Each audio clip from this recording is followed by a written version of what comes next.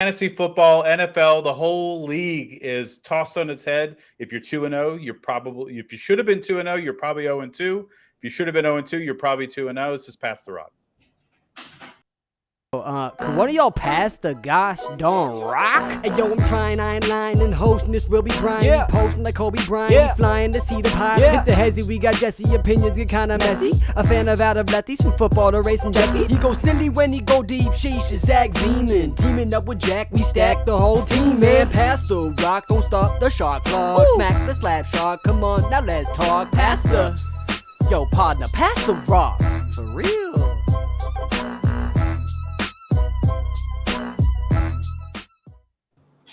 Breaking news, another Pelican is injured already, and we haven't even gotten to training camp.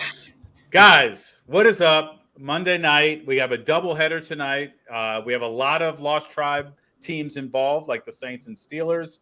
Zach, I'm going to you first. This is a true-false question, okay? 50-50 chance of getting it right. DeAndre Swift is an RB1 the rest of the season. Going with false here, I think he's more so an RB2 for the rest of the season. In fantasy-wise, he's probably an RB2. I think there still are those top high-end elite running backs that will have consistent week-to-week production. DeAndre Swift, we have one great week of production to go off of so far. I think he will maintain somewhere around 12 points a game, but those aren't RB1 numbers. Those are RB2 numbers. So I'm going to go with false. What a game on Thursday on my bench. What a game. What a game. Jesse, true or false? Zach Wilson is a better quarterback than Mac Jones. False. Zach Wilson is still – he's never going to throw for more than 300 yards this season, and Mac Jones has already done that. So, false. Mac Jones and Garrett Wilson, the Patriots would have looked a lot different last night. Zach, any rebuttal to that? I actually kind of like what Jesse's saying. Mac Jones has impressed me with how quick he's been able to get the ball out. Like, I mean, I think they showed like on, I think it was this week's Patriots game. They're like, yeah, he gets the ball in like 1.4 seconds. That is very quick. That's what you want from a quarterback throwing check downs. And, you know, I mean, if they're both throwing check downs, I'd probably taking Mac Jones as a game manager over Zach Wilson as a game manager. So I kind of agree with Jesse here. I'm going Mac Jones for right now. All right. I just think that question's getting tougher to assess. So it's never going to be a tough one. It's probably getting a bit closer, but if you've watched the Patriots this year, you know that Mac Jones has definitely shown some good signs. Mac Jones starts because his team wants him to start. Well, that's true. That's true. Hey, okay, all right, don't get your hopes up there. They did put themselves in that situation. It's not like they have another choice right now. Right. Sure. Zach, bonus true or false question. You should actually start players who are playing in the NFL for fantasy football. You get more points that way. You know, it is just straight mind games when you start an injured player, you know, straight mind games. It's not like I forgot to check certain leagues on Sunday morning. It's not like I overlooked them for my money league, which I always prioritize. It's just mind games. You're just messing with your opponent saying, hey, I can beat you with an injured guy or two in my lineup. It's not that I forgot. It's all mental. It's all mind games. And look, I know we have a close matchup. Even though I have an injured player, it shouldn't be that close, and you know it. That's a failure on you, not me. You're absolutely right. It is mental. That's all I'll leave it at. All right, tonight, 2 games, 7:15, Saints at Panthers, 8:15, Browns at Steelers. I guess we're trying to get like an NFL red zone type feel tonight with 2 games going on at the same time. Question on game 1, Saints-Panthers. Will there really be 3 NFC South teams that are 2-0, Jesse? Yes. Wait, no. Is it even possible? It is. Bucks are 2-0. Falcons are 2-0. Saints are 1-0. True. Okay. Yeah. It's definitely going to happen because the Saints, they're the best team in this division, easily enough. And the Panthers, I'm sorry, they don't got it. I don't know about the best team in the division. I mean, if we're going, week 2 overreactions, the Buccaneers have been looking pretty solid. They've been looking solid. Their defense looks like it's working. Baker Mayfield actually looks like a competent quarterback, one that could actually win games. I'm pretty impressed with them. I think they might end up finishing second right now if we're going to, be overreacting a little bit. But tonight, I do think somehow, some way, we are going to end up with 3 2-0 teams in the NFC South. Could not have seen that coming maybe 3 weeks ago. Break up the NFC South. No, the Bucks do scare me, and we'll talk about them in a second. Because Mike Evans is just playing pissed off. He might end up with 2,000 yards instead of Tyreek Hill, but we'll see. Predictions. I'll go last because obviously you know which way I'm going to lean. Jesse, Saints, Panthers. This is going to be all Saints. Bryce Young is going to get his welcome to the NFL moment with Cam Jordan and the rest of the Saints defense up close and personal. This one's not going to be close. I'm saying Saints 30, Panthers 13. It's not going to be close. Gosh, this is going to be a Derek Carr show tonight. All right, Brian. I would love that score. Holy moly. All right, Zach, your prediction. I don't think it's going to be as lopsided, but I definitely think it's going to be somewhat of a lower scoring game. I am picking the Saints.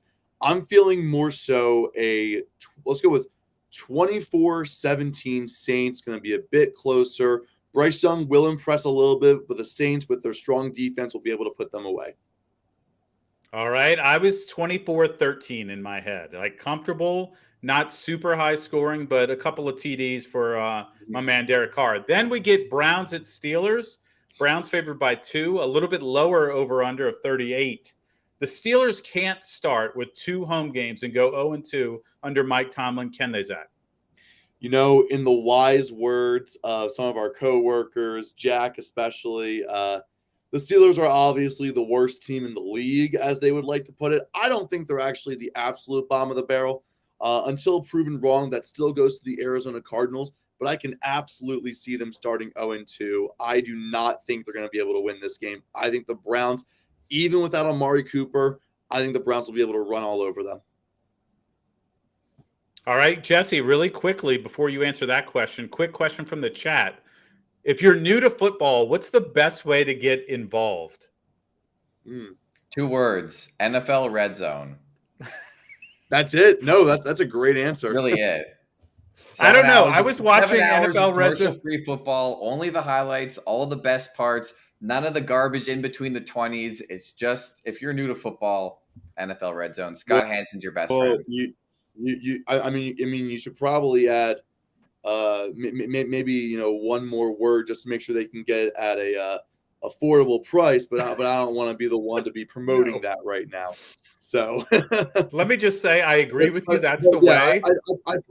I'd probably say Red Zone's one of the best ways to get into the sport. If not, go on social media, find what people are talking about, find what the news is talking about. Follow at Lost Tribe Sports on Twitter and just we just comment on all the great things that go on with the sport. I was watching it yesterday with my parents, and my mom could not follow NFL Red Zone. And maybe that's because she's not, 13 years old. But just to say, it does move fast, I think, if you're not used to it. Predictions for Browns Steelers, Jesse. Oh, you're muted. Oh, we lost him. I hate to agree with Zach, but for Browns Steelers, the Browns are better than the Steelers in pretty much every metric possible, except for maybe head coach. But unfortunately, Mike Tomlin's not in the backfield, so it's going to be Browns, I think, by a margin. I don't think that the Steelers offense is going to do much tonight. No Deontay Johnson. We'll see maybe a little sleeper pick from Calvin Austin III if you have him fired up, if you're in like a 16-man league. But I'm going to say it's Browns -2 is, I think that the Browns cover for sure. I'm going to say 24-20 Browns. So tighter, but wow. 24-20. Yeah. That is pretty tight. I think you're being pretty generous to the quote unquote worst team in the league, as Jack and David always say.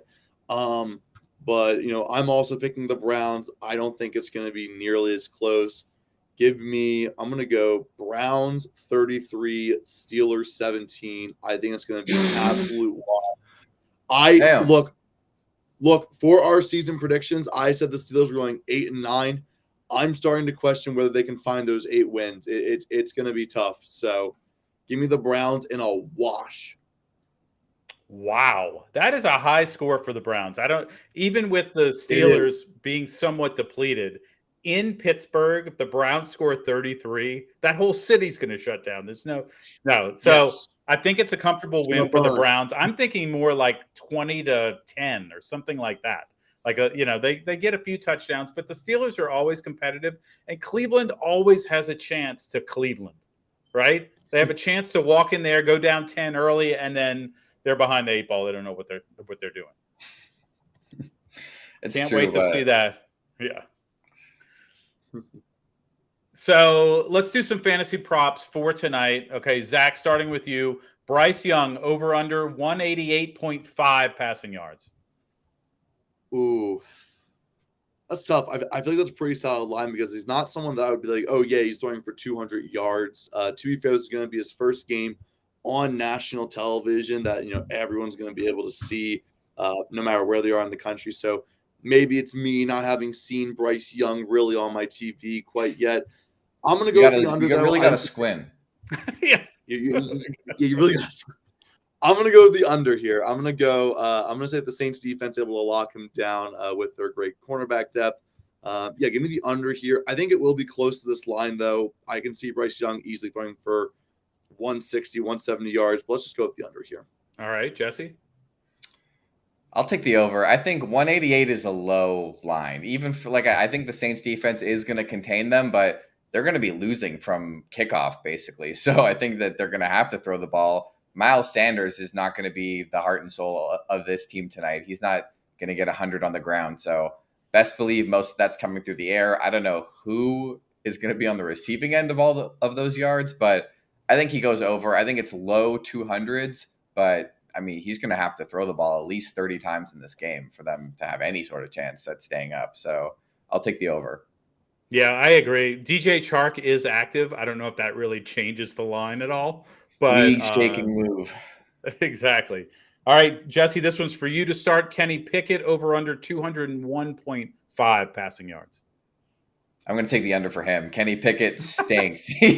I think if Justin Fields didn't exist, he'd have the worst arm in the league. So I don't have a lot of faith in Kenny Pickett and the Steelers tonight. I think the Browns secondary is also pretty good. So yeah, it's going to be rough for Pickett tonight. Bryce Young's going to have more yards than he will. It's amazing how quickly from preseason to now he's played one game against arguably the best defense in the NFL in the 49ers, and everybody's off the Kenny Pickett bandwagon. So I don't know why anyone was on the bandwagon in the first place. I don't know. That's true. Very true. No, he makes one nice throw in preseason, and all of a sudden he's Aaron Rodgers. Yeah. Yep. And no Deontay Johnson tonight. Yeah, that's a really big hit for the Steelers offense that's already been reeling. Look, the reason people got so excited for them is because the starters were out in preseason, making big plays against like undrafted free agents and plumbers and whoever they could find to fill out their practice squads. So I have no clue why people were ever super high on Kenny Pickett. I'm also going with the under, and it's not going to be because the Browns defense is able to shut them down. It's because Kenny Pickett will be missing his targets, going to be missing his throws. That offense did not look in sync last week. I'm not sure how they're going to be able to bounce back. Cleveland does have a solid defensive unit, but really it will be the Steelers and Matt Canada's offense that our Steeler friends love to say is the worst offense ever. That offense is going to beat them. They're going to be beating themselves all night long. So give me Kenny Pickett with the under. Okay, back over to you, Zach. Joe Buck reports today. I don't know what the relationship between Joe Buck and Amari Cooper are, but it reports that he's got a chance to play. Whether he plays or not, Elijah Moore over under 45 point. Let me start that one over. Elijah Moore over under 44.5 passing. Let me start it again. Elijah Moore over under 44.5 receiving yards tonight. Good job getting it. You got it. We're all cheering for you here. No, I think regardless of Amari Cooper's status, whether he's playing or not, I think this is a pretty solid over. If he was scratched for a couple of days, got to adjust the offense that way. Got to adjust, towards the next guy up, which happens to be Elijah Moore. I think it'll be an easy over for Elijah Moore tonight. All right, Jesse. I think he could hit the over on the passing one, but I think receiving as well. I think Elijah Moore is a great option to slot into your lineup tonight. I mean, if you really waited until Monday night, you probably don't have any other options and you're probably done already. But I like Elijah Moore. 44.5 seems low. If Amari Cooper is out, I would expect that line to move up to like 60, 65. And I would still take the over. I think he's going to be probably the only one catching balls tonight. David Njoku, maybe we get one bomb to Donovan Peoples-Jones, but probably mostly Elijah Moore. And they use him a lot out of the backfield. So if you want to go for an all-purpose yards or a scrimmage yards and maybe go for a few more there, I would still take the over. All right. Zach, any Monday night sweats tonight for you? What are you looking for fantasy-wise? So my biggest Monday night sweat, I know I'm playing you, and let's be real, that sweat's completely unrealistic. I'm not even going to mention it unless you want to mention it. No. My only real sweat tonight is in my money league. I am down by about 28 points. I have Nick Chubb and the Saints defense. I need them to combine for about 28 points, and I'll be able to get my first win in my money league. I do think it's possible. I do think Nick Chubb has the potential to go off tonight. And then the Saints defense, if they just keep the points pretty low against Carolina, should stay around 10 points. I think it's very realistic that I win this. Jesse, you sweating anything tonight? I don't got any sweats, but my roommate needs Nick Chubb to get 25, so he's loving your take back. Jesus. Okay, I'm not that desperate. I'm thinking more like 15-ish for Nick Chubb is what You're I expecting need. 13 from the Saints defense? Look, I'm saying 15-ish. I'm saying more than 15, but like still, if Nick Chubb gets 20 and the Saints defense holds firm, I think I'll be okay. There you go. Would you rather be up 28 or down 28 going into Monday Night Football? Oh God. It's all mind games there because depending on who you have, who you're against. Honestly, I kind of like that comeback feeling. I'd probably actually want to be down 28 and then sweat it out Monday night with something to really look forward to. Last Monday was a brutal sweat for me, if you guys remember. Jesse, I think you remember that screenshot. I lost by 0.64 points because of the Jets' walk-off punt return in overtime. And didn't need someone else lose because the Cowboys defense dropped 40. I got screwed over by freaking ref ball. I lost 2 matches last week because of the Cowboys defense. It came back from really. Yeah, I think I would way rather be down. There's been too many times in my life where I've watched the lead crumble, and you're praying for the game to end as soon as possible, and it's way more painful than any time you fall short. So I would rather be down going into Monday. I think if it's 25 points, I always want to be up. I know it's so nice to get that like big comeback, but man, give me the being up on that one. All right, let's move it on. Surprising 2-0 teams. Falcons, Bucks, Commanders. This one's for you, Jesse. Falcons, Bucks, Commanders. Best chance to hang around for the playoffs. I'm actually I can't believe I'm saying this. It's the Washington Commanders. And I said this a few weeks ago that they were going to go over their win total from last year of 7, and they already got 2 under their belt. And that offense, looked completely different in the second half, putting up 35 points on Denver's defense, a team that allowed on average like 16, 17 points a game last year. To double that, Sam Howell looked great. Brian Robinson looked amazing. And of all these teams, the Falcons, I will never trust as long as Desmond Ridder is their quarterback. Yes. Unless they put Taylor Heineke in, they're never going to do anything real. And even at that rate, they might not. I just think he has a better shot. The Bucks, I'm actually really liking the Tampa Baker. I think that he's totally different animal over in Tampa Bay, and they've got a lot of good weapons. But the Commanders, to me, have the best defense. They have a lot of offensive weapons, and they got these 2 wins out of the way already. So I think the Commanders have the best chance of hanging around. They're in a very tough division, which might play to the Bucks' advantage. But give me the Commies. Zach, Falcons, Bucks, Commanders. Who's making the NFC playoffs? I think the best chance out of all these teams goes to the Tampa Bay Buccaneers, mostly because I think they can actually win their division. I think they're a real threat to win this division compared to the Commanders, who will probably end up falling behind the Eagles and the Cowboys when all is said and done. They'll be vying for a wild card spot, and I'm anticipating that that'll be a very tight wild card race in the NFC. A lot of playoff hopefuls, but if you can win your division outright, you make the playoffs. I think the Buccaneers have a real shot to win it. I'm not going to pick the Falcons because, like we said, Taylor Heineke would be the better quarterback to be playing right now. They're not playing him.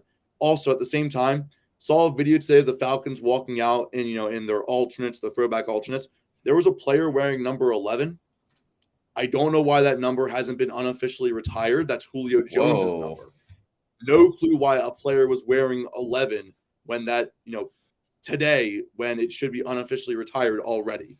I mean, 9 is still unofficially retired for the Eagles, and that was worn by Nick Foles. Why is 11 not unofficially retired by the Falcons? Logan Absolutely. Woodside, backup quarterback from Toledo. Logan Woodside is wearing 11 for the Falcons? Are you serious? That's awful. Logan Woodside, third-year quarterback from Toledo. He's 28, and yeah, 6'2", 200. All right. He does not deserve that. But with all due respect to him, he's a much better athlete than I could ever dream to be. He doesn't deserve that wear the number. So I'm going with the Buccaneers. Their defense has been impressive. Tampa Baker, like Jesse said, has been very impressive so far. They have not played any super strong teams, depending on how you feel about the Vikings, if they're a strong team or not.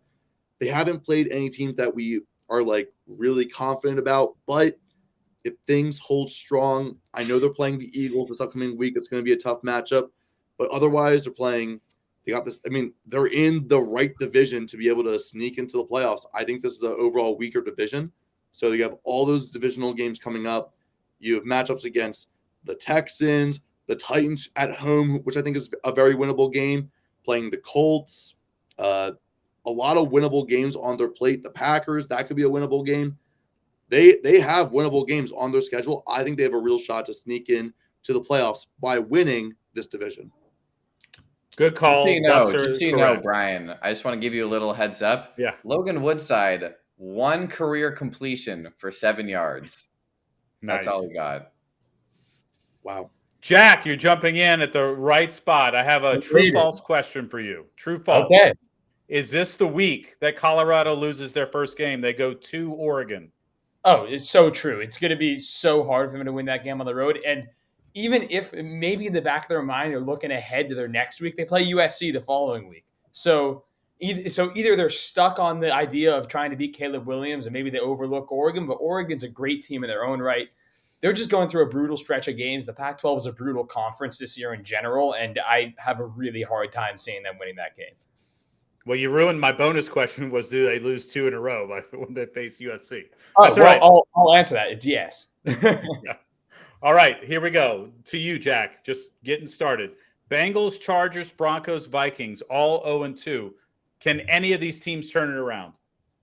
Yeah, I would say actually a lot of them have a pretty good chance. I am still a believer in the Bengals. I think Joe Burrow is banged up right now. He honestly might be in his best interest to sit out this next week, just recover, get healthy, and then going forward, that'll be a better outlook for the Bengals. I also think the Chargers could turn it around. They're just a really talented roster. At the same time, Brandon Staley is probably on the hottest seat of any coach in the NFL right now. So that is definitely a question mark with them, but I could totally see them turning around with the talent on that roster. And Minnesota, their division is not that difficult. They have not looked good so far through the first couple games, but they play in a relatively easy division with the schedule that they have moving forward. They will have an opportunity to turn around. Denver's cooked. All right. Jesse, Bengals, Chargers, Broncos, Vikings, most likely to turn it around. It's really tough to say out of all these teams here. I think, funny enough, I think the most likely to turn it around is the Vikings. And let me just tell you why. The Bengals and the Chargers schedules are absolutely brutal. From here on out, the Bengals face the NFC West, which is 2 easy teams, but the Rams are next week. If Joe Burrow doesn't play, they might lose that game, like with Jake Browning at quarterback against, the Rams, who've been playing a bit better. Like they kept up with the Niners more than we thought they would. So I think that they could lose that game. Then they have to play the Niners and the Seahawks. They have to play the Bills, the Jaguars, the Chiefs. There's a lot of really good teams they have to play in the latter half of the season. So if they start 0-3 and drop even more, then I think that the season is just cooked at that point. The Chargers also, their schedule doesn't get very easy. They still play in a tough division. They get the Vikings this upcoming week. So one of those teams is going to be 0-3. And the Vikings, they play in a bit of a softer division. They still get 2 more games against the Bears. They get to play the Packers. They get to play the Lions, who they can probably maybe take 1 game off of. They get to play the Falcons. They get to play a couple other softer matchups. So I just think strictly because of schedule, the Vikings have the best chance to come back from this. And it starts with a win this week, putting the Chargers at 0-3 and Brandon Staley on the hot seat. All right, Zach, who loses that matchup, Chargers-Vikings, next week? I think just based off the vibes, it's going to be the Chargers who end up losing that matchup. I think the vibes with the Chargers are absolutely terrible. They just keep finding new ways to lose, which is just absolutely incredible. They just keep finding ways to lose. Brandon Staley's seat is already flaming hot. I can't imagine that isn't. It's probably piping hot. He's probably struggling to stay seated at this point because I really think he loses a few more games, he will be the first coach fired this season. There's not a doubt in my mind. I mean, he's failed to lead the Chargers anywhere. And when he does get them in the playoffs, they have brutal playoff losses, like last year's 27-0 comeback victory by the Jaguars. Just absolutely ludicrous. I would not be surprised if the Chargers find a way to lose or force a tie in this game because neither outcome would be very happy. Chargers front office isn't happy with either outcome, but the Chargers will find a way to lose off of like a game-winning field goal, or like they'll fail a 2-point conversion like the Broncos did.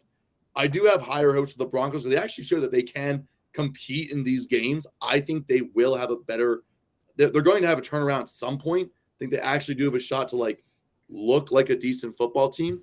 The Chargers right now, though, the vibes are completely off. They're going to lose against the Vikings. Book it now. Russell Wilson couldn't even get the Hail Mary to the goal line yesterday. But it worked. Look, the 2-point conversion absolutely sucked, and it's a horrible way to lose a football game. But they have that momentum being like, all right, we were this freaking close to winning that football game. Let's do it next week, no matter who the opponent is. I'm pretty sure it's a good opponent, though, so who knows? I don't know if you can get at Miami a loss.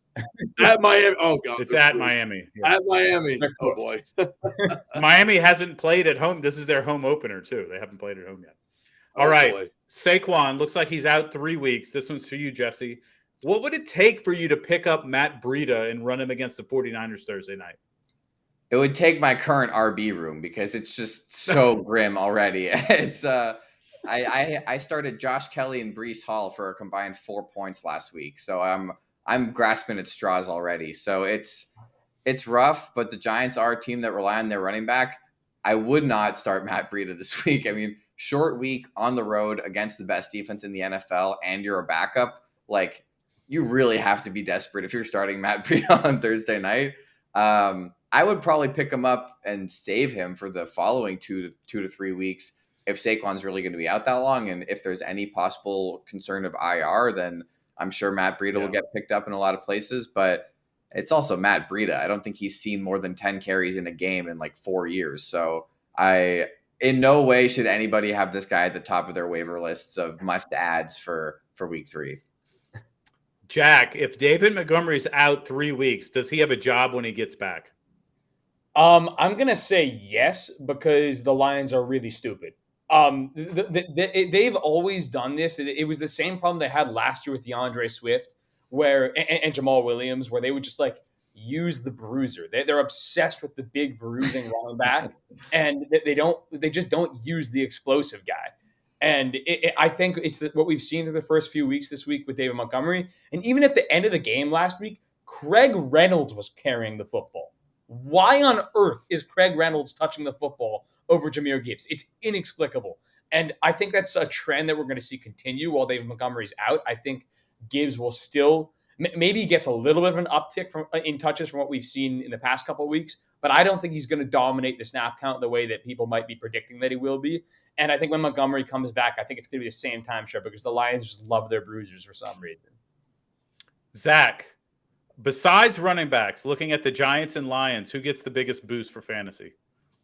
I'm going with Giants wide receivers, and I still hate that pick because Daniel Jones has looked absolutely terrible. I mean, to be fair, like you lose a guy like Saquon, it's really hard to replace him with any running back, let alone Matt Breida of all people. Daniel Jones is going to have to use his arm, and it's not going to work out well, but he'll have to throw the ball to someone. So if you're in desperate need for a somewhat viable fantasy option, look to the Giants wide receivers on your waivers. They'll probably get more looks. I wouldn't start any of them because Daniel Jones is awful and he robbed the Giants just like Joe Burrow robbed the Bengals. It's not going to be talked about as much, but Daniel Jones did rob the Giants. So I'm going with Giants wide receivers, and I hate that I just hate that pick anyways. Yeah, look, in the end, the answer is Daniel Jones. It's not his receivers. It's just him running for 200 yards. All right, the Seahawks-Lions shootout, okay, ends in overtime. Crazy thrilling game. Jack, which team finishes higher in the NFC playoff race? Oh, that's tough. I think I'm going to go with Seattle. I don't know what it is about Detroit, but something lately has given me I don't know. I'm kind of cooling off on the Lions hype. I think they might have been a little overhyped coming into the year. I don't like the way the offense has looked really so far. I don't love the way the defense has looked so far. And I think that their division, while it's not strong as far as having the best of the best teams, they have a couple of other teams in the Packers and the Vikings that I think are going to be very competitive with them as far as winning the division. And I think that's going to make their life difficult because I think those are three teams that are pretty similar in as far as how good the actual team is. The Seahawks, on the other hand, I thought they looked much better against the Lions than they did in week one against the Rams. I think they looked more like the team that we sort of projected them to be coming into the season. And if that's the case, that's a team that I think could finish with the 6th seed probably in the NFC. And I think that is potentially better than what the Lions could be if they don't end up winning the division. All right, Jesse, best uniform alternates of the weekend. Falcons, Patriots, or tonight's Icy Whites by the Browns? It's not even a question. It's Pat Patriot in the red. Easily, it's the Patriots jersey, and I don't want to hear otherwise. The Browns one? Seriously, the Browns is in the red? I know Jesse's biased, but he's right. The Pats throwback jerseys are some of the best in the NFL. I would say they're probably top 3 or 4 of the jerseys I was most excited to see this year, up there with those Vikings throwbacks, the Eagles Kelly Green, and the Houston Oilers jerseys. But I would say the Patriots are right up there with them. Those are beautiful jerseys, and don't even talk to me about the Falcons. It's not about the jerseys. They're in a meeting in the 70s, okay, and they're like, okay, what can we do? We need to change our logo. Let's have a Patriot playing football. What position? Long snapper. Done. Because that's just the coolest position ever. It is. We wouldn't want to be all the girls. Patriots are all about special long teams. snappers are people too. It's true. It's true. Zach, any thoughts on the uniform? No, I'm with you guys. It's absolutely the Patriots. I mean, the Falcons, to me, you're gonna have a red helmet. You gotta commit to like a red jersey to go with it, make it look a little bit better. They went with the black jersey instead, and it looks pretty good. But I think it'd look even better if they went full on commitment with the red, or if they're gonna do a black jersey, do a black helmet, get like an all black alternate look to it. Gotta be consistent. Pat Patriot obviously looks the best. The all whites, I don't think they're going to look that great, but we're going to, maybe they look better when they're in action. Who knows? I don't have the highest hopes, but hey, Browns will probably start 1-0 in them anyways. Yeah, the Falcon uniform is not a throwback because in the 80s, they wore the red helmet with the red jersey, like you said. And then they went black and black, and then they've changed their logo. So, all right, better than, Jesse. All right, so we're going to talk about this week a quarterback, and this is for the rest of the season, not fantasy related, right? Just completely normal. All right, our man of the week, AFC Week 1 offensive player of the week, none other than Tua Tagovailoa. So, is Tua better than rest of season Daniel Jones? Yes, absolutely. Yes, and for his entire career. Yes, no question. Anthony Richardson. If we're talking this season, I'll take Tua, but long term, I want AR. Wow. Weirdly enough, I feel like right now Richardson's having a start kind of similar to how Tua was last season. What, concussed? Concussions, yeah. just injury upon injury upon injury. So I'm assuming Tua stays healthy, so I'm going to say yes, rest of the season. This is not even close. It's Tua. The only way he would be worse than Richardson is if he had too many injuries, right? And look, he's one injury from retirement. Like the guy had some serious issues, but way better than AR. All right, Jared Goff. That's so tough for me. That's really close. I think I would give the slightest edge to Tua, but I think it's really close. I don't think it's a slight edge. I think it's clearly Tua who's going to have a better rest of the season. It's absolutely Tua. Jared Goff had his first interception in 700 attempts yesterday, and I think the floodgates are going to open. So whoever they play this week, he may get 3 or 4. Just a reminder for the peanut gallery. Jared Goff last season, 4,400 yards, 30 touchdowns, 7 interceptions. So for anybody who thinks it's not close, Jared Goff, low-key sniper. That's exactly what I'm saying when it's close. But I mean, this Tua might be an overreaction to 2 games. I'm just saying. Yeah, we'll see. Sure. Eddie, in the games Tua has played, he's looked great. We'll just see. Can he play all 16 more? So next up, Matt Stafford. Yeah, I'm going to get hate for this one. Give me Stafford. I like the way the Stafford's looked a lot so far this season. I think that obviously injuries are a factor with both of these quarterbacks. So whoever is on the field obviously is going to end up being the better guy. But I think if they're both playing football, I'm going to take the more experienced Stafford and look at full strength as he looks right now before any injuries. I think he looks like the top 10 quarterback that he was pre-injury last year. I really think TikTok and Instagram are going to eat you alive when we eventually post this clip. TikTok and Instagram are going to eat you alive. I think this is to quote the great Mike Tomlin, we do not care. Sure, buddy.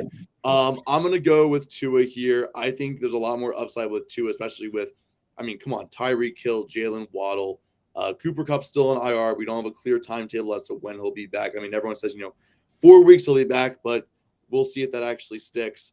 I'm going to go with Tua because his weapons are just overall better. Yeah, I've been a huge Matt Stafford fan, but I think the rug's going to be pulled out under the Rams at some point. So I'm going to take Tua. He's been pretty accurate. I've been pretty impressed with it. He had one bad throw yesterday that got intercepted by Christian Gonzalez, but for the most part, he's been on. Give me Tua. I think I'm actually with Jack. I think that Matt Stafford – I think I would probably rather have Tua going forward, but Matt Stafford is definitely better than Tua is, like, no question. He won a Super Bowl 2 years ago. So it's yeah. I think he's better as a quarterback, obviously, over time. I just think that Tua, gives you that mobility. I know he got hit a lot in the pocket last year, but I think he's being a lot smarter about it. And I'm just going to go with youth on that one. All right. Up next, we got this is a good one. Derek Carr. This is Tua for me. I just think Tua is a significantly better quarterback than Derek Carr. Welcome back to Earth, Jack. Yes, this is in fact Tua. This is so hard. Look, I absolutely think Tua's a better quarterback today. I don't think it's nearly as big of an expanse as you guys think it is, though. I think it's pretty close. I think Derek Carr gives you better injury history. The guy's always playing. But yeah, if I had my choice, I'd take Tua. It's true. Derek Carr has played like every year for the last 10 years and, never missed a beat. So we'll see. All right. Worst arm in the league, Justin Fields. Yeah, I don't even know why he's on this list. This is so easily Tua. He's on this list because preseason, as far as fantasy, they were ranked right back to back. Well, no, I honestly might take Fields over Tua in fantasy. If Fields in fantasy, the mobility, the rushing numbers that he gives you, it's a cheat code. But I think his arm is terrible, and we're talking real life here. I don't want Justin Fields throwing a football for my team. So give me Tua. Dude, in fantasy, dude, see, this is why we were happy that you were late to the show. Okay, this is so obviously Tua, both on the field in real life and in fantasy. It's Tua, no doubt about it. I agree. Look, I get what you're saying, a cheat code with the rushing yards, whatever. But when you're throwing for 111 yards every week, it's going to catch up with you. You're not going to have those big numbers in the playoffs. But when we're talking about actual football, give me Tua 11 times out of 10. Yeah, just for context, on the NFL top 100 players of 2023, Tua Tagovailoa, number 82, Justin Fields, number 86, Trevor Lawrence, number 96. So Yeah. Those lists are always so bad. Like I can't remember a time where the list is ever actually good. What, dude? I love that list. Jalen Hurts was number 3. It was a great list this year. Devontae Smith, number 100. That was bad, but Jalen Hurts being 3 made me feel pretty happy. Yeah. All right, let's move on. I like this one. Geno Smith. Yeah, that's a good one. That one's really tight. I think I would lean Tua, but I think it's also tighter than some people might say. I'm with you on this one. I do think it's a bit tighter than people might think, but I am leaning Tua. I think, of course, he has more upside with his weapons as well. So that definitely puts him over the edge if you're thinking besides the quarterbacks themselves. Give me Tua. I think it is close, and I think the difference is, and why I give it to Geno, last 2 weeks he has had the quote on field, the quote of the week. Last week it was, "Oh my God," when he was being rushed by the Rams, and this week the referee told him, "Excuse me, I'm talking to America right now." And Canada and London and all those other places. It's unbelievable. So funny. Yeah, Geno Smith, pretty unbelievable. I think I would take Geno Smith on this one for the time being. I think they're both very accurate quarterbacks, both very composed in that sense. But I think Geno's got the Pro Bowl. Maybe he's got a bit better support around him, but we'll see. All right, up next, primetime, Kirk Cousins. Another very tight one. I also honestly, just because of Kirk Cousins' consistency in staying on the field, I think I would lean Kirk Cousins. But I think Tua might be the more talented of the two quarterbacks. If I want someone that I can trust for the rest of the season, I think I would lean towards Kirk. This is definitely one of the closest ones that we have. You have Mr. Consistent Kirk Cousins, then you have the upside of Tua. But for the rest of the season, assuming Tua stays healthy, I want Tua instead of Kirk. Again, just having two insane weapons in Tyreek Hill and Jalen Waddle really puts it over the edge for me because, he can just throw it up to either one of them. They'll come down with it. They'll pad his stats plenty to make him a better option. I think I'm going Kirk on this one. Miami's an East Coast team. They play a lot of 1:00 games. I mean, that's right in his wheelhouse. It's always sunny in Miami. He likes that, and he can wear his chains on Miami Beach. Kirk Cousins. Kirko time. Big Kirko. Hey, Kirk did everything in his power to win that game this past weekend. It was not his fault. He had phenomenal game. No, he did. His team fumbled 4 times, and somehow people will still say that game was Kirk's fault. But yeah, I think it's got to be Kirko for now. He's proven. I mean, he's on the Netflix special for a reason. So there you go. All right, ranked below in the NFL top 100, Trevor Lawrence. That was honestly the biggest abomination of that list. It was Trevor Lawrence last season. It's Trevor Lawrence this season, and it will be Trevor Lawrence for the future. Enough said. Yeah, I'm 100% going Trevor Lawrence here. Yeah, it's Trev. He was the number 1 overall pick the same year. All right, this is just going to get easier from here on out. Lamar Jackson. Yeah, it's easily Lamar. 100% Lamar. Lamar. We can skip the rest of these if you want, or you can change it up. Joe Burrow with a bum calf. I was going to say, all right, is Tua better than Joe Burrow with a bum calf? Give me Joe Burrow with a bum calf. I don't know if I want Joe Burrow with a bum calf right now. He's looked pretty awful these first 2 weeks. And Joe Burrow with a bum calf isn't going to be able to do you any favors in the playoffs. So, I mean, hey, when it comes to this injury, I'm taking Tua as long as Burrow's hurt. It's Joe B. It's Joe Heisty. I went to LSU. We got to roll with Joe. And we'll do the last one. The player that he's been compared to the most in his whole career, Dan Marino. No, I'm kidding. Justin Herbert. Yeah, Justin Herbert. Definitely Justin Herbert.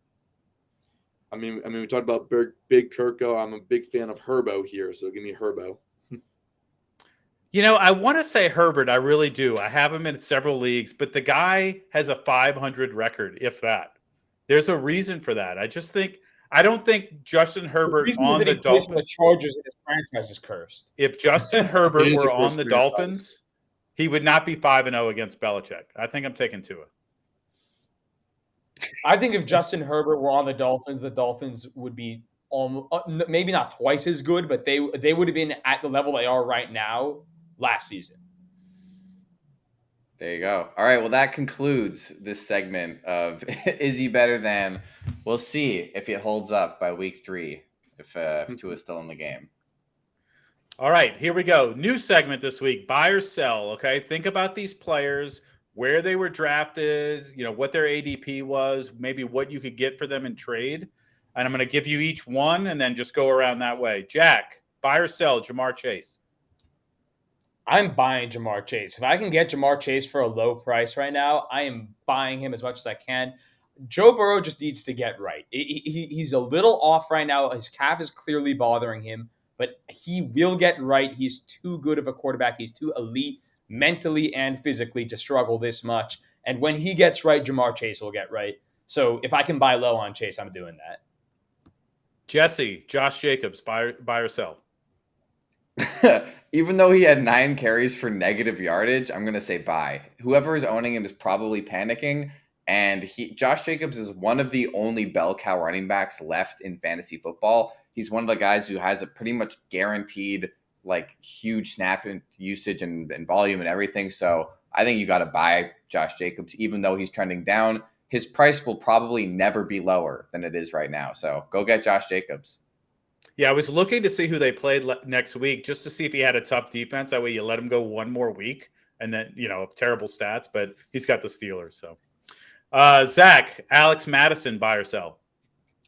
I'm selling Madison. I'm not confident in how the Vikings have been using him. I mean, he's got a couple tough matchups coming up in the next couple of weeks. I mean, Chargers aren't that great, but he's got Kansas City in week 5, San Francisco in week 7. He's going to have a couple of rough weeks ahead. I don't like the outlook for him. The Vikings have not been using him to his full potential. I actually want to sell Madison right now. All right, back to you, Jack, the charter member of the Jets Aaron Rodgers fan club. Dalvin Cook or Breece Hall, do you want to buy or sell? What do you want to do with the Jets backfield? It's 2 different answers for me. I'm selling Dalvin Cook. I don't think that I think he's going to, over time, get less and less carries. He's already not looking good. And I'm going to buy Breece Hall. I think Breece Hall is going to be the bell cow, or maybe not complete bell cow, but he's going to get the vast majority of the snaps and touches by the end of the season. And he's still recovering from ACL surgery. He doesn't have his full explosiveness yet, and he still looks pretty good. So I'm buying Breece Hall. I think he's only going to get better, and I'm getting rid of Dalvin Cook if I can. And he tweeted today or last night just 4 footballs because that's how many carries he got yesterday against the Cowboys. So he's nice and pissed about it. Jesse, Jahmyr Gibbs. I'm buying Jahmyr Gibbs, especially we just talked about David Montgomery is out for at least 3 weeks. So that just means he's going to get more and more usage, and he was already supposed to be ramping up his usage. So this is one of the most efficient, per points per touch players in all of fantasy football. Lions score a lot of points, and I'm doing everything I can to get him right now. Zach, buy or sell Puka Nacua? So I have an interesting answer for this because, I mean, if you've heard of Puka, if you heard of the legend of Puka, you probably already have him, or he's already rostered by someone in your league. He was added by 70% of leagues in ESPN over just the past week. So now 73% of rosters do have him.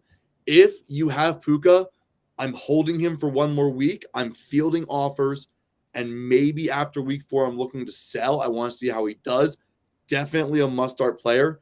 If I don't have him, again, I feel like it's a wait-and-see kind of thing. You're kind of waiting on how Cooper Kupp's going to come back into this offense, when he's going to come back into this offense, because if he's going to be out for any more time, Puka's going to be a must-start player every week that Cooper Kupp is out. So right now, I'm seeing if there's any wild monster offers out there to sell from. Other than that, I guess it's a buy. Jack, DeAndre Swift, are you a Swiftie? Buy or sell? I'm kind of 50-50 on Swift. I'm 50-50 on the Eagles backfield in general. I thought he obviously played incredible on Thursday Night Football. I would say I would not buy at this moment in time because I think that unless you currently have him, but if you don't currently have him, I wouldn't go out and try to trade for him because I just need to see it again. I don't know if that was a flash in the pan or if that's going to be something that's going to continue. Also, Kenneth Gainwell was out last week. When he comes back, what's his snap share going to look like? He led the backfield in week 1. That may not be the case now with the way that Swift performed, but I just want to see how that plays out. I'm not going out and giving up draft capital. I'm talking dynasty right now in my head because I'm in a big dynasty league. I'm not going out and giving up key assets to get DeAndre Swift. Cash considerations. Yeah, exactly. Nothing but cash.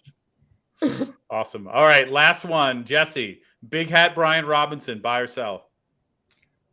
I would say if you have him, sell him because somebody's desperate and will overpay. And if you don't have him, maybe try to wait for a down week and then buy him because you don't want to buy a guy at his ceiling. And his ceiling is definitely the 29 fantasy points he got yesterday. So I would say if you have him, I mean, you might want to just hold on to him because he's going to be a good running back throughout the season. And those are hard to come by. But if you have 2 to 3 good running backs and he's on your bench scoring those points, I would say sell him this week. Yeah, I mean, this is the week when you have 2 guys, in Montgomery and Saquon Barkley that are out for 3 weeks. People are going to start to panic. Alexander Madison has been terrible. A couple of these other guys we talked about have been terrible. People are going to be ready to bite. So I think you see a lot more trades in week 3 than previously. So getting close to kickoff. So let's do a little waiver wire for week 3. Give me 1 or 2 names that you're looking for to add off your waiver wire, starting with you, Zach. This goes out to all my people who are struggling with Joe Burrow as a QB1 right now. Look for Jordan Love on your waiver wire. He's been very impressive over the first 2 weeks. He's been getting all of his receivers involved. He's been throwing for touchdowns. I think he's put up 20 points for both of these past 2 weeks.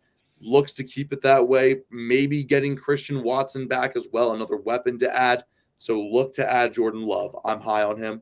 And then other than that, I mean, Detroit losing David Montgomery, that means more weapons are going to be getting the ball. Look at Sam Laporta. He's been pretty solid so far.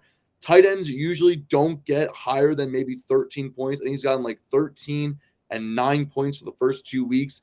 Nothing crazy, but if you need a streamer tight end, Sam Laporta is the guy that I would pick up off waivers. All right, over to you, Jesse. Waiver wire pickups week 3.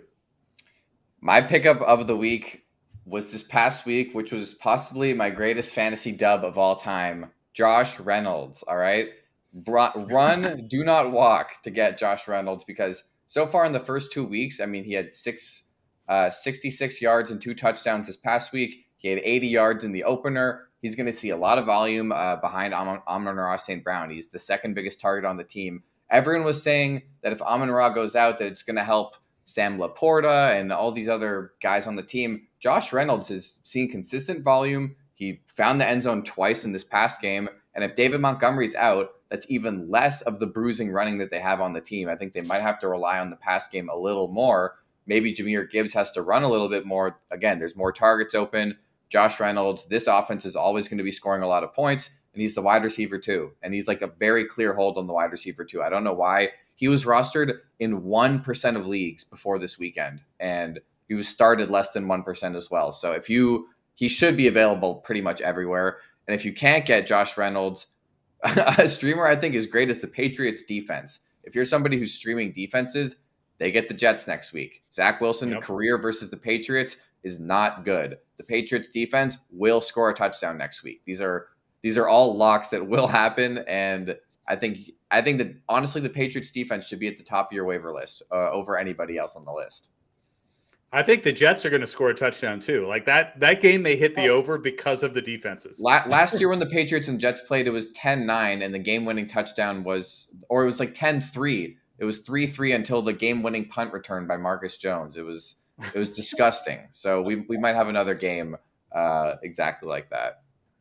All right, Zach, waiver wire pickup. I'm sorry, to Jack waiver wire pickup. I've got a couple. I'll start with Zach Moss. I thought last week I went on this show and said I don't want anything to do with the Colts backfield. I'm staying clear away. This week, I liked what I saw from Zach Moss. He got the lion's share of the touches. Obviously, didn't play in week 1. He looked, I thought, pretty good. Then again, he did play the Texans, so that is not like that was a very easy matchup. His matchups going forward will be more difficult. But if you're a team that's in running back hell, like a lot of people are right now, myself included, Zach Moss, I think, is the best waiver wire option this week going forward. And then I'll also mention Tutu Atwell, who has gotten next to no attention because of how insane Puka Nacua has been. But Tutu in week 1 had 19 points, and week 2 he had 15 points, and a consistent target share in both games. He's a guy that in the past has looked like more of a gadgety player that they just use it for his speed. But this year he's been running more routes on the outside. He's getting more consistent targets. And that could be a guy that can turn into a decent piece. So I'm liking a lot of what I'm seeing from the Rams offense right now. And at least until Cooper Kupp comes back, I think Tutu can also be a solid piece. All right, Van Jefferson was the biggest sell job of the year for anyone who picked him up as soon as Cooper Kupp went down. Tutu Atwell has been unreal. And let me just say about Zach Moss, no other Colts back logged a single touch in the game. Deion Jackson didn't see the field at all, rightfully so.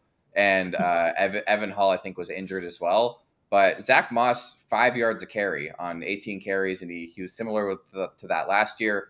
And if Anthony Richardson is out for any extended period of time, and even if he's not, I feel like they might want to chill out on the running with him and let Zach Moss put his head down. So I think Zach Moss should be rostered everywhere if he's not already.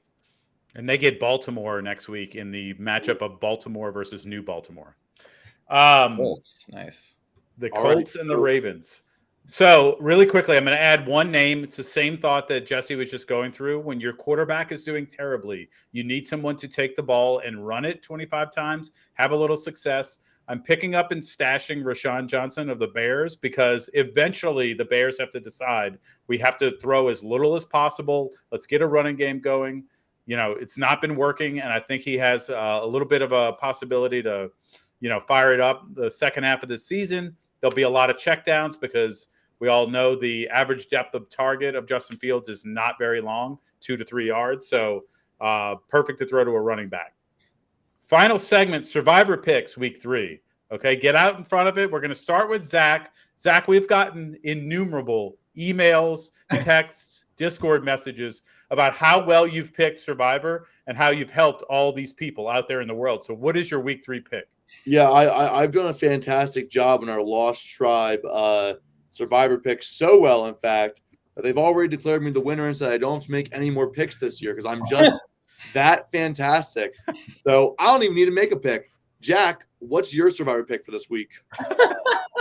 Well, I am down to one strike. I lost my first week. I got mine right last week with the Bills over the Raiders. That was a pretty easy pick. And I'm going to play it safe again this week. I can't afford any more risks. So I'm deciding between either the Chiefs against the Bears or the Jaguars against the Texans. Those are 2 good teams playing 2 bad teams, and I am playing it safe this week. I can't lose again. Yeah, just to explain the joke, Zach is 0-2 in a Survivor League where you get 2 chances. He's already done. All right. I'm done, but look, if you wanted my opinion anyways, I'd probably ride the 49ers this week.